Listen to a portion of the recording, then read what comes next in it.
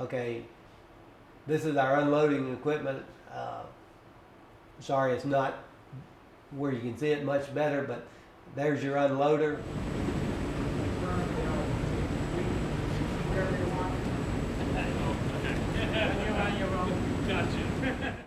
There's your chute going down. There's your rotary vane feeder. There's your knife gate. And then there's your fluidizing block. They told me this morning that they normally do not run the fluidizer blower when they're unloading. That is totally acceptable in that as long as that ash is flowing very good, you don't necessarily need to fluidize that ash. Fluidizing blocks are used mainly if the ash is hard to get it flowing through the feeder and stuff. You would want to fluidize it. You can start the fluidizer by hand. This is it over here. Some plants will fluidize their ash for like 5 minutes before they ever start any of this stuff right here because they have a hard time getting that ash to flow.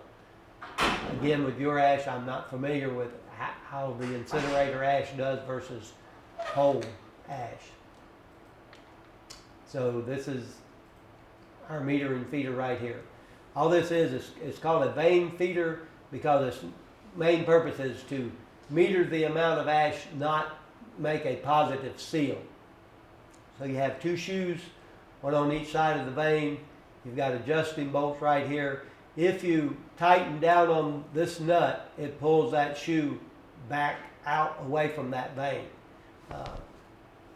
There's a large spring in there that kind of keeps the pressure on it when you loosen it up. We did make a minor adjustment on this vane feeder because it was so tight we couldn't get it to start up. So we backed off on it.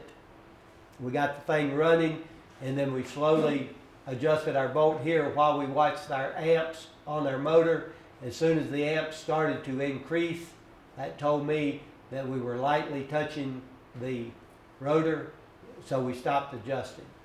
Because this has a variable speed on it, you're probably not going to have to replace this thing for many years. You can make adjustments, keep this a little bit tight, and then control anything that comes around it by speeding it up or slowing it down. Okay, the rotary vane feeder, here's the bolt I was talking about on the shoe. If you see there's the shaft for the shoe, it comes around. When you start floating by too much ash, then just coming back off on these. I've got an X marked on them so I know where I turn them equally. Yeah, we didn't have those shoes. They need to be turned, they need to be turned equally when you back them off. Turn that one about a half, marker. I've got an X on them. I turn this one like 3 flats. I turn that one 3 flats. Then I go around to the other side. I turn it 3 flats and turn the other 3 flats. Now, if you really want to get technical about adjusting these, have somebody watch the amps on the motor as you adjust them. And be in touch with them if they say, oh, the amps are coming up real high, then you've got it too tight. Now, adjusting these in will back it away, correct? You loosen it off and that'll, tighten it in. It backs the shoe away. Tightening it up actually backs the shoe away. It's a little bit different right there. Our older one tended to get jammed a lot by clinkers. By clinkers. Okay, this is not basically a clinker grinder. Okay, you have a reverse on this one. Sweet. Okay? Reverse was a 4-foot pipe. Okay, well, that's what I'm saying. Yeah. Now you have a reverse, so if you get a clinker caught in there, you come and put this in reverse. You have to put it in hand first, right? Yeah, I don't know that. Well, see, I can't start it. There's nothing out here to start it. I think this is the gate. This is for the gate right here. And again, neither one of these will work unless the system is in operation.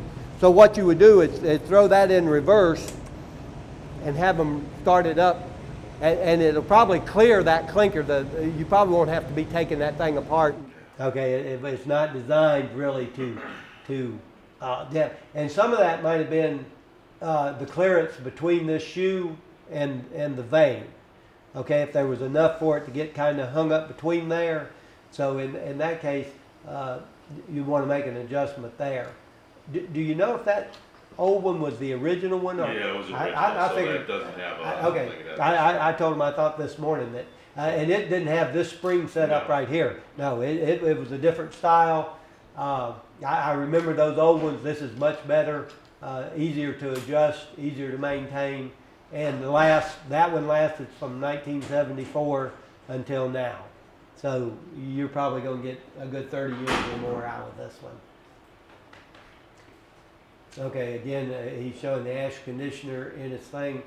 This is what we call an Ultraflow Unloader. It's got two paddles inside. They rotate inward towards each other and mix the ash as the ash flows through there. There's another thing right here. Here's the thing. The thing you need to be concerned about is if the paddles are replaceable right here. They're replaceable. You can change the paddles. But if for any reason you have to disconnect the chain, you want to match mark these things where they're at because they are timed. Okay. If they're not in time, those blades will hit each other. So normally what we do if we have to take the chain off for any maintenance or so, we usually put an arrow on both of those before we have to disconnect the chain, either pointing into each other or both of them pointing straight up, however you want to mark them. But you just need to mark them so when you get ready to put the chain on that they're in that so position. it's a dry chain versus a belt then. Yes, and the chain is much better because we used rubber belts to begin with and they would jump the belts and those things would always get untimed when that rubber belt would jump. So Detroit went to a chain drive on it right there. I'm going to start it up for you. Again, everybody with their hands out of the way and stuff, and as you see the warning signs say do that. But this will start in hand. Okay, so there's your mixing. You can see if you get out of alignment, out of timing, where those paddles will catch up there. But you can also see where they'll just keep pushing the ash out that way. At the very end, the paddles turn in the other direction to keep it from going all the way out the end. It'll push it down into the chute. This is on a variable speed too? No, this is not variable speed. No way on the variable speed on this. One other quick thing right here is if I'm running this and all of a sudden I see there's a problem, I can hit that emergency stop and it'll kill it right away. That original system used to be a rotary drum. Yes, I know those things. A long time ago, that and weren't worth a dollar. But anyway, like I said, he's put this on each thing that he shows there. Now the spray nozzles in that, are they fairly good size because they're going to be getting plugged up? I've Particulate I've questioned them about that. Let's go back to what we call it, a pigtail nozzle, which we don't have a real good. They're right here.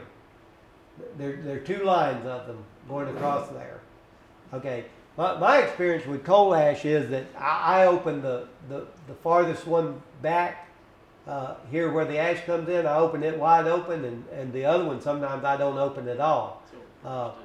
And again, that will be depending on your dust coming through there. They are pigtail, and I'm a little bit concerned about, they say they are going to run dirty accessible? water. Yes, they are easy accessible. There's a cover that, let's go back one more. These covers right here, you would take this cover off right here, and there's one pipe, and I think the other one's right about there. Yeah, the other one's right there. So they are easy accessible. Like I said, they're a pigtail design, which allows the ash to the water to spin around, make a spinning thing versus like a full jet spray or so. And I am a little bit concerned because they tell me they're using dirty water to go through there. So if you have both your water pipes open, you got your water running wide open, you're getting way too dusty, you're going to have to back off on your vane feeder, but it's probably a good indication that these nozzles are plugged. Very good indication that your nozzles are plugged. And they haven't given us any means of throttling the water. It's either full open or Well, other than the ball means valves that, themselves. the means they tell me that, well, there are manual means to throttle the Yeah. water, and they're working on the pumps that are supposed to control the water flow. There's 2 pumps down there which are not supplied by Yeah. Detroit Stoker, so I'm not real sure how that system works, but they tell me that those pumps are supposed to be controllable from the outside, so you can control the water pressure, I guess, and not have to mess with the hand valves. So I already found one screw up today where the supply line for the water pumps comes off a pressured line, Uh-huh. and as soon as they open the That- valve, I- it just Okay, it goes by the Freeways pump. right It through just it, pre-builds comes it. right Yeah, through okay. it. I did hear that right before lunch that somebody said that, yeah, the water is already pressurized, Yeah. so it just, it twirls that pump around and comes right through, which, let's see, let's get back to if I've got okay, which leads us to, it really doesn't show good on this drawing, but we also have a water supply valve that we supplied, which is just an open or closed water valve. This is your water control valve for your clean water. Okay, this is the valve that if you're running the unloader off of the clean water system, this will be the valve that'll be here. So this valve here will have to be open in order for this to operate, and that is a solenoid type ball valve there.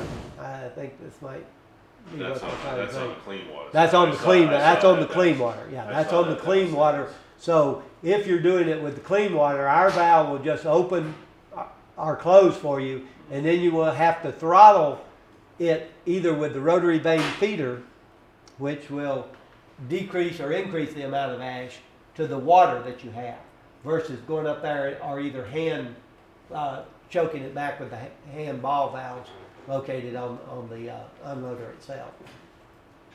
Okay, he just, in this he's basically pointing out that here are your fluidizing blocks. Right here, they're kind of in a circle around the inside the silo. The blower's over here. This is your fluidized blower, and it does have the ability to start here with a hand or stop it. So if you need to fluff the ash before you start unloading, you come out here, you start it up, you let it run for maybe 5 minutes, and then put it back in auto and have him start the system up, and it'll fluff that ash up to convey the ash. There's a pressure relief on the blower. If the line gets plugged up, it'll blow the atmosphere, telling you that one of these blocks is probably broken and the ash has now filled up the total line. Okay, which happens if you drop something real heavy down.